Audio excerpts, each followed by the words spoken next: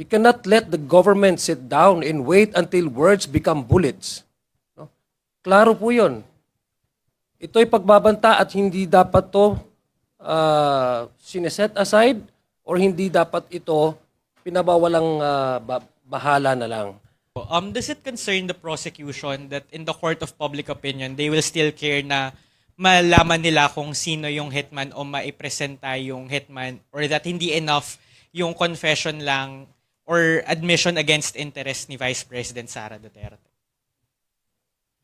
Well, unang-una, kailangan dito naalalahanin natin dun sa grave threats, hindi mo kailangan ipakita na meron talagang assassin. Hindi mo kailangan para may managot sa grave threats ay kailangan meron muna tayong makitang bangkay. Meron tayong nakitang talagang nangyari itong bagay na to. Sapat na may ginawang pambabanta na gumawa ng bagay na labag sa batas. No? At ito ay seneryoso dahil nakita based sa actions nitong gumawa ng pagbabanta before, during, and after, na sinabi itong mga bagay na to, ay seryoso siya. At na-produce niya yung effect na gusto niyang gawin.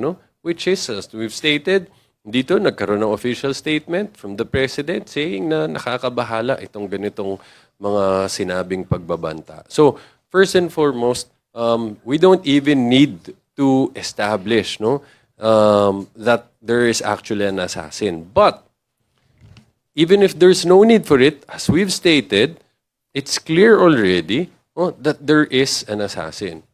Yes, impeachment is both legal and a political process, but considering it's a legal process, kailangan i-consider yan. Yung rules on evidence dito, which we've been pointing out to a couple of times already, that itong admission against interest is one of the highest forms of evidence dahil itong pag-amin na to nanggaling na to mismo dun sa respondent. So, para sa amin, dahil lang sa mga bagay na yan, napakaliwanag na malakas yung basehan based sa evidence na nailatag na sumusuporta dito sa article on grave threats. Yeah, but I'd like to add something. Are we concerned because the NBI has not named names? Only that Director Matibag informed the court that there are already persons of interest that they would like to follow lead to in terms of the investigation. No, we are not concerned. What we are more concerned if the NBI had not stepped in and investigate the case. Mas concerned kami doon kung walang ginawa ang NBI, despite the fact na very clear yung pagbabanta ng Vice Presidente. Why am I saying this? Having raised and grew up in a community where we are all exposed to conflicts, we cannot let the government sit down and wait until words become bullets. Klaro po yun. Ito'y pagbabanta at hindi dapat to sineset aside or hindi dapat ito pinabawalang bahala na lang. So I think it's more concerning for the Filipino people if FBI did not do anything.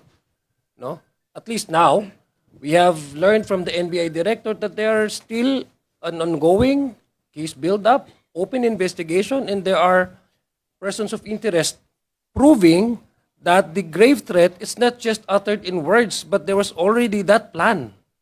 I think that was the testimony of Director Matibag. 2 weeks ago, we've heard about Attorney Calilong. Na-establish na yung authenticity ng digital evidence.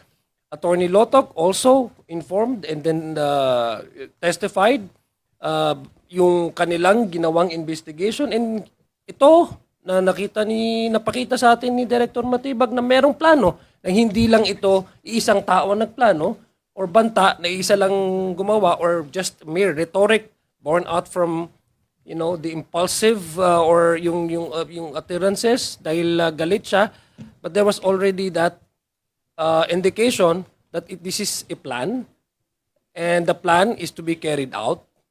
That's why the investigation has to proceed.